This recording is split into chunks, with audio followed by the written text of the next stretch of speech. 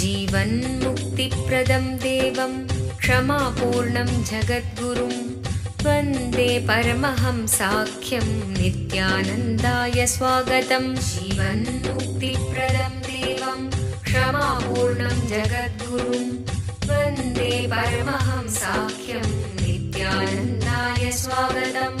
आनन्दानुभवास्वादं सर्वरोगनिवारकं वन्दे पापविनाशक्तं नित्यानन्दाय स्वागतम्।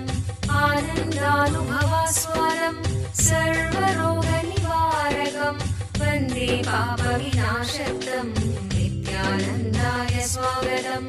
नित्यमुक्तं निर्विकल्पं ಧ್ಯಾನಲೋಕಪ್ರದೀಪಕಂ.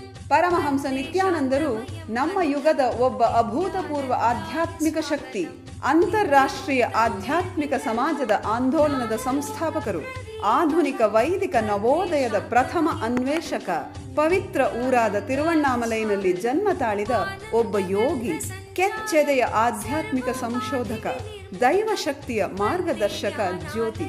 ಪರಮಹಂಸ ನಿತ್ಯಾನಂದರು ಇಂದು ಪ್ರಾಚೀನ ರಹಸ್ಯಾರ್ಥ ಯೋಗ ವಿಜ್ಞಾನದ ಪಥದಲ್ಲಿರುವ ಲಕ್ಷಾಂತರ ನಿಪುಣರಿಗೆ ಸ್ಫೂರ್ತಿದಾಯಕರಾಗಿದ್ದಾರೆ. ಆಧ್ಯಾತ್ಮಿಕತೆಯ ವಿಜ್ಞಾನದ ಸಂಶೋಧನಾಕಾರ, ಆತ್ಮ ಸಾಕ್ಷಾತ್ಕಾರ ತೋರುವ ಗುರುಗಳು. ಅವರ ವಿವೇಕದ ಸಂಪತ್ತು, ಅವರ ನಗುವಿನ ಆ ಸಂತಸ ಹಾಗೂ ಅವರ ಅದ್ವಿತೀಯ ದೀಕ್ಷೆಯ ಶಕ್ತಿಯನ್ನು ಪ್ರತಿ ವರ್ಷ ಪರಮಹಂಸ ನಿತ್ಯಾನಂದರು ಪ್ರಪಂಚದಾದ್ಯಂತ ಸುಮಾರು 1 ಕೋಟಿ ಜನರೊಡನೆ ಹಂಚಿಕೊಳ್ಳುತ್ತಿದ್ದಾರೆ. ಈಗ ಪರಮಹಂಸ ನಿತ್ಯಾನಂದರು ಜೀವನ್ಮುಕ್ತಿಯ ಬಗ್ಗೆ, ಆನಂದಮಯ ಜೀವನಕ್ಕಾಗಿ ಪರಿಹಾರಗಳ ಬಗ್ಗೆ ಮಾತನಾಡಲಿದ್ದಾರೆ. ಮರೆಯಲಾರದ ಆಧ್ಯಾತ್ಮಿಕ ಅನುಭವವನ್ನು ಕೈಗೊಳ್ಳೋಣ ಬನ್ನಿ. ಸರ್ವಧರ್ಮ ಪ್ರಣೇತಾರಂ ಸಚ್ಚಿದಾನಂದರೂಪಿಣಂ ವಂದೇ ಸನಾತನಂ ಪುಣ್ಯಂ ನಿತ್ಯಾನಂದಾಯ ಸ್ವಾಗತಂ. ವೇದ ವೇದಾಂತ ಸಂವೇದ್ಯಂ ದೇವದೇವಿ.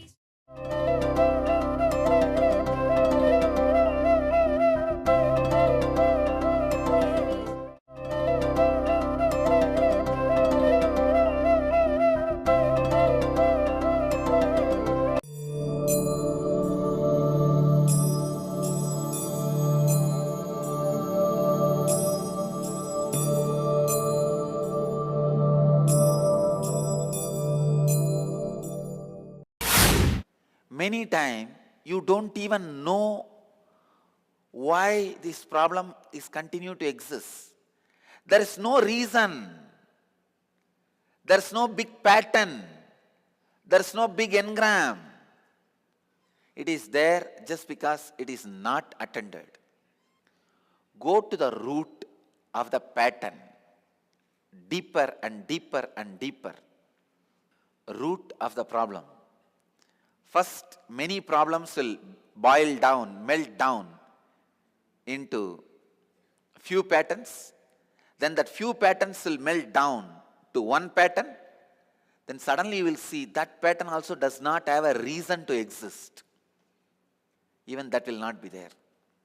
So now, Bhagavan is reducing Arjuna's too many problems into one pattern, so that he can blow it away. He can finish it off in one go. Let's see how Bhagavan is awakening Arjuna, bringing him down. Bhagavan is talking about the origin of this science. Now he is giving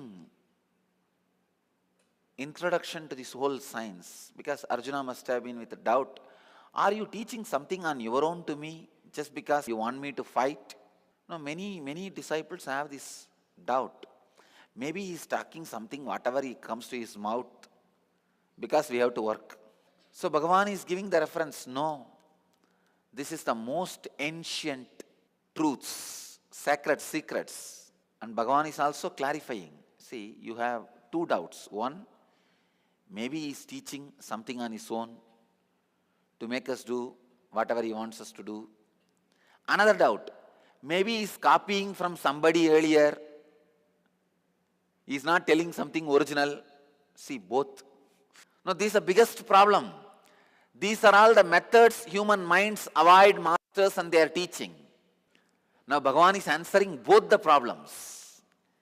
This is the oldest sacred secrets, truths practiced by humanity. Second, even when it was oldest, it is me who has revealed. So he is answering both the problems. Bhagavan is answering the problem of, is it time tested, foolproof? He says, yes.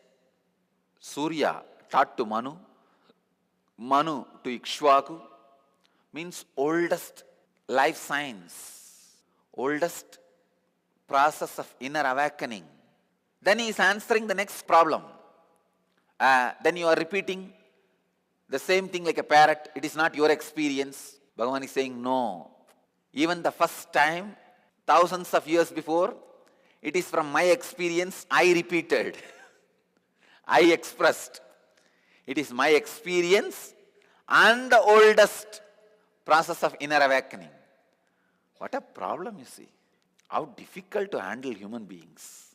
Because they have answer for everything. They have some way to push the master aside in every possible way. They say, you do anything you want, but let us keep 10-meter distance. You tell whatever you want from there itself, we will leave whatever we want from here itself. Non-understanding. I tell you, you are in mess. This undecaying science of intense action, I narrated to Vivaswan. Bhagavan very clearly says, this science, he himself narrated to Sun God, who said it fully to Manu, who in turn narrated it to Ikshvaku. Through this verse, Bhagavan is clarifying two things. One, the truths, the science of inner awakening which he is teaching is time-tested, foolproof, ancient, authentic. Second thing is clarifying, it is his own personal experience. It is from his very self. It is from himself, directly expressed. Krishna and Sun God, both of them are lost in time for us. Both of them are thousands of years old. So we don't have any problem in believing. Krishna only taught to Sun.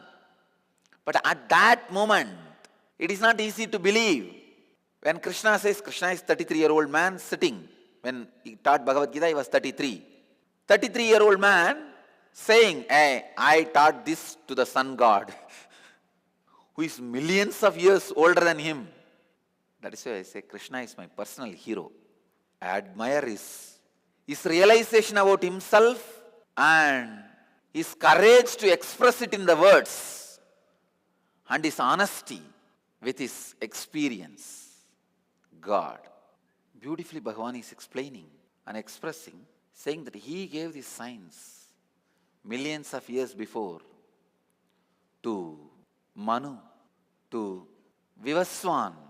Vivaswan is Sun God. From Sun God came to Manu. Here, Bhagavan is describing to Arjuna, I gave this science of inner awakening to Sun God, to Vivaswan. It really needs courage and guts. But on ultimate thing, the amazing thing, Arjuna trusted. He is not the guy who will trust. I don't know whether Arjuna's logic has become tired and he trusted, or he said, all right, let me tolerate, otherwise he will give one more philosophy for this also. I don't want any of that now. Let me just keep quiet. Arjuna trusts. When Krishna said, I am the one who taught this science. I tell you, you cannot learn spiritual knowledge from husband or wife or close friend. I have seen any spiritual things, if husband tells or wife tells, no. The truth may be right, but you are wrong. You cannot be right. Same way, close friend. Hey, I know you out and out. Arjuna may be thinking, you fellow, you are such a womanizer and you do everything. How can you teach me all these great signs of enlightenment, inner awakening, jnana, karma, sannyasa, something is wrong. Either you are repeating from some scripture or you are telling something on your own to make me do. How to handle this cunning creativity? That's what exact word I have to use. Cunning creativity. Creativity not in the right sense, with cunningness. Bhagavan is handling it very beautifully, saying, it is the oldest sacred secret, the inner science of inner awakening. Then he says, it is my own experience. It is from my very inner space. ಖಿನ್ನತೆ ನಿಮ್ಮನ್ನು ಕೊಲ್ಲುತ್ತಿದೆಯೇ? ಭವಿಷ್ಯವನ್ನು ಎದುರಿಸಲು ನಿಮಗೆ ಭಯವಾಗುತ್ತಿದೆಯೇ? ನಿಮ್ಮ ಹಿಂದಿನ ನೆನಪುಗಳು ನಿಮ್ಮನ್ನು ಕಾಡುತ್ತಿವೆಯೇ? ಇವೆಲ್ಲಕ್ಕೂ ಮೂಲ ಕಾರಣ ಬಾಲ್ಯದಿಂದಲೇ ಸಮಾಜವು ನಿಮ್ಮಲ್ಲಿ ಸೃಷ್ಟಿಸಿರುವ ನಕಾರಾತ್ಮಕವಾದ ಮನೋವೃತ್ತಿ, ಅಂದರೆ ಸಂಸ್ಕಾರಗಳು. ನಿಮ್ಮ ಸಮಸ್ಯೆಗಳಿಂದ ಹೊರಬರಲು ಒಂದೇ ಮಾರ್ಗವೆಂದರೆ ಈ ನಕಾರಾತ್ಮಕ ಮನೋವೃತ್ತಿಗಳನ್ನು ನಾಶಗೊಳಿಸುವುದು. ನಿತ್ಯಾನಂದ ಸ್ಫುರಣ ಕಾರ್ಯಕ್ರಮ ಪ್ರಬಲಯುಕ್ತವಾದ ಧ್ಯಾನ ತಂತ್ರಗಳ ಹಾಗೂ ಪ್ರಕ್ರಿಯೆಗಳ ಮೂಲಕ ನಿಮ್ಮಲ್ಲಿ ಆಳವಾಗಿ ಬೇರೂರಿರುವ ನಕಾರಾತ್ಮಕ ಮನೋವೃತ್ತಿಗಳಿಂದ ಮುಕ್ತಗೊಳ್ಳಲು ಸಹಾಯ ಮಾಡುತ್ತದೆ. Your life is basically bliss. Anything you feel other than bliss is a samskara, engraved memory. These 4 days I am going to remove those engraved memories from you. ಮಗುವಾಗಿದ್ದಾಗ ನೀವು ಅನುಭವಿಸಿದ ಆ ನಿರ್ಮಲವಾದ ಮುಗ್ಧತೆಯ ಆನಂದವನ್ನು ಮತ್ತೆ ಕಂಡುಕೊಳ್ಳಲು ಒಂದು ಮಹತ್ತರವಾದ ಅವಕಾಶ. ದಿನಾಂಕ ಮಾರ್ಚ್ 1ರಿಂದ 4, 2012. ಸ್ಥಳ ನಿತ್ಯಾನಂದ ಧ್ಯಾನಪೀಠ, ನಿತ್ಯಾನಂದಪುರಿ, ನಿತ್ಯಾನಂದ ನಗರ, ಮೈಸೂರು ರಸ್ತೆ, ಬಿಡದಿ, ಬೆಂಗಳೂರು. ದೂರವಾಣಿ ಸಂಖ್ಯೆ 1800-425-22333, 0974-220-3311.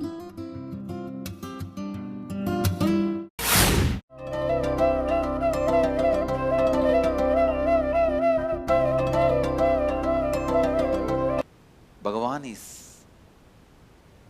giving the spiritual and secular instruction together in one form, in one sloka.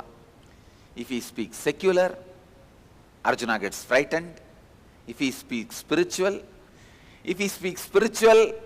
Arjuna does not understand. If he speaks secular, Arjuna gets frightened. Now, Bhagavan has to mix both and give in one instruction what to do in the inner and outer world, so that Arjuna is convinced what he is doing is directly in accordance with the spirituality. Beautifully, Bhagavan is putting the word. Jahishatrum mahabhago kamarupam durasatam. I tell you, this is one important sacred secret you need to know. Whenever you are working out of greed, tiredness for the work happens. See, Arjuna's greed for the throne and Arjuna does not want to fight. Both are from same root. You may think, what is this? That's the truth. When you have the greed for the throne, your mind is visualizing. When you sit in the throne, how the people are going to be standing next to you and serving you, how your command is going to be executed, how all pretty women are going to be serving you, how the whole kingdom is going to be. It's a whole fantasy game. But in reality, before sitting the throne, you need to fight, conquer, which is little away from your fantasy. That is why I am telling you, all goals are away from the path. So any fantasy about any goal moves you away from the path, makes the path distaste, makes the path unenjoyable, makes the path boring, dull. And not only that, greed always creates a friction in you. You hate that pattern. That pattern you feel, the moment it comes itself, you feel that tamarind taste. I tell you the taste of each emotion. Joy, little sugarish, but not sweet. Greed, the tamarind taste. Hatred, green chili taste. Guilt, red chili, gongura chutney taste. But the tastes have nothing to do with the emotion. Don't think if you eat the sweet you will have the joy. No, no. Tastes have nothing to do with the emotion, but each emotion has a taste. Desire, by its very nature, the taste it creates becomes very non-digestible. If you are having desire for some object or person or money and unable to work to achieve that, be very clear, both patterns are from same root. Bhagavan is saying, thus recognizing the preeminence of discrimination means the importance, superiority of discrimination, having strengthened your capacity to reside in consciousness, having strengthened your ability to make decisions from consciousness. Oh, mighty armed one, destroy the conqueror in the form of desire that is difficult to be accomplished. Bhagavan is giving both instructions together. Destroy your desire and the enemies. He says, you conquering your desires and destroying your enemies are not two separate actions. Through both actions are from same root and both will happen simultaneously. I have seen many times when I tell some disciple to come out of some outer world difficulty, by the time he comes out, he has come out of inner world difficulty also. ಓರ್ವ ಅವತಾರ ಪುರುಷರಿಂದ ನಿಮ್ಮ ಜೀವನಕ್ಕೆ ದಿವ್ಯ ಮಾರ್ಗದರ್ಶನ ನೇರವಾಗಿ ಬೇಕೇನು? ಪ್ರಸ್ತುತಪಡಿಸುತ್ತಿದ್ದೇವೆ, ಕರೆ ಮಾಡಿ ಪರಮಹಂಸರೊಡನೆ ಮುಖಾಮುಖಿ. ನಿತ್ಯಾನಂದ here. ಇಡೀ ಜಗತ್ತಿಗೆ ಪರಮಹಂಸ ನಿತ್ಯಾನಂದರು ಮತ್ತೊಂದು ಅಪೂರ್ವವಾದ ಹಾಗೂ ಅಸದೃಶವಾದ ಉಡುಗೊರೆಯನ್ನು ನೀಡಿದ್ದಾರೆ.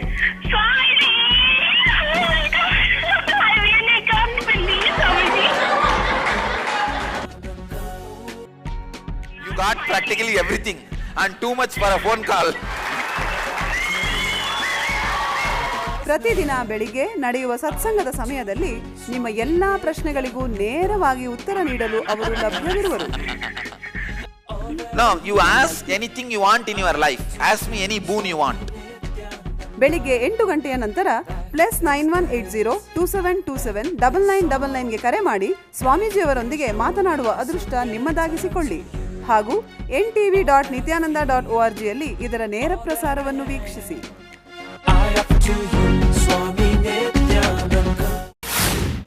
When you are in a crisis and you handle it well with a spiritual solution and come out of it, not only your outer crisis is solved, I tell you, inside also you are transformed. Some big inner blockage is broken, you are clean. A person who is learning should be put in all possible difficulty. Only then he will respect knowledge. When you are interested in something, you should be put in all possible difficulty, then automatically taking it for granted will not happen. Whether it is knowledge or money or master's presence or enlightenment. If everything is comfortable, cozy, in few days you take things for granted. how the mind creates laziness, how the mind creates self-created difficulties. When there is no difficulty outside, you create one inside. When there is difficulty created outside, when you conquer that and crash, you crash a strong engram inside. That is why I am telling you, constantly be in crisis. Go on attending, solving the crisis. In Tamil there is a proverb. One sadhu used to constantly repeat that to me. Nityagandam Purnayusu. It means eternally you should be in crisis. So you will live forever. That sadhu physically working, he cleaned 2 temple tanks in Tiruvannamalai. Physically working, he cleaned and built without any help or money from anybody. Later on people started giving money, and with that money he built many other tanks and temples. His name was Muppanar, a great sadhu. Still his statue is there in Tiruvannamalai. When you go around the hill, there is a place where his statue is there, a great sadhu. Physically means with 1 or 2 instruments, tools, he will empty the mud, come out and put. Like that he cleaned, physically cleaned 2 temple tank in Tiruvannamalai. Of course not inside the temple, outside the temple. Tiruvannamalai temple has a 365 tanks owned by the temple around the hill. All 365 are owned by Arunachaleshwara temple. So physically he worked and cleaned both the tank. I used to ask him, why are you working in this age physically? He says, no, Nityagandam Purnayusu. And he lived more than 100. And please understand, till the last day he was working. When I first time saw him, he must be above 80. But around the 60 itself he started working. Every day he will clean the temple tank, 2 tank, full size temple tank, he cleaned and he built with the stones. He will chisel stones from the hill and make size and fix without any worker assistant or money. Maybe he would have spent 2 years in that. When people saw that, they started giving money and volunteering, assistance and all the other help they started giving.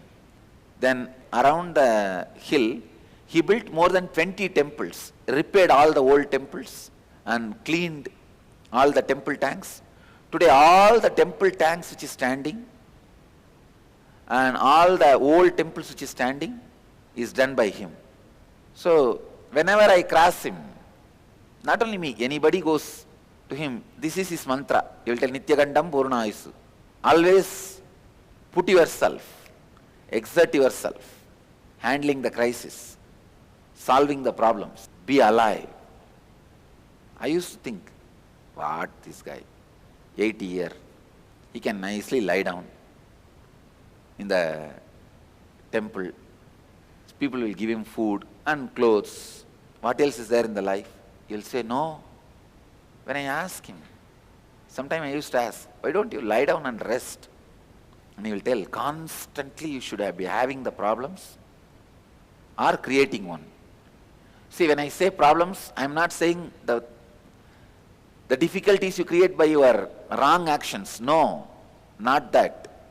Difficulties you face when you create, by constantly creating. This sadhu did not do something wrong and created problems for himself. No. Constantly creating. It was such beautiful inspiration to see. When I met him, when I started seeing him and all, he started having assistants, but he himself will be physically working. He will be there. He will tie a rope like a parapet wall for him, hold that rope and walk the sand in his head and empty the tank physically, constantly facing difficult moments, conquering the outer situations. Not only you come out in the outer world problems, many patterns inside breaks. if you are not taking up the responsibility and living, patterns inside won't break. It will be there. All those patterns will be there, just fresh. Patterns will be broken only when you handle outer world situations. So Bhagavan is giving a beautiful instruction. Mahabaho means mighty armed one. O Arjuna, establish yourself in consciousness, understand the power of discrimination, and conquer the desire and the enemies, both at a time. When you wage the war and destroy the enemies, you will come out of the desire to be a king also. Knowing the power of discrimination and staying in consciousness, Mahabaho, Arjuna, conquer the desire and the enemies. It's a straight instruction. I can say, straight instruction for all of you. The sacred secret you need to understand from this is constantly be courageous, take decision from consciousness, and go on solving your outer world crisis. Go on solving your outer world problems. Don't be tired. Don't relax. No retirement in cosmos. There's no question of retirement. Not only you will be solving the outer world problems, you will create a beautiful inner space where all patterns are broken and you are liberated. So with this sloka, the third chapter ends.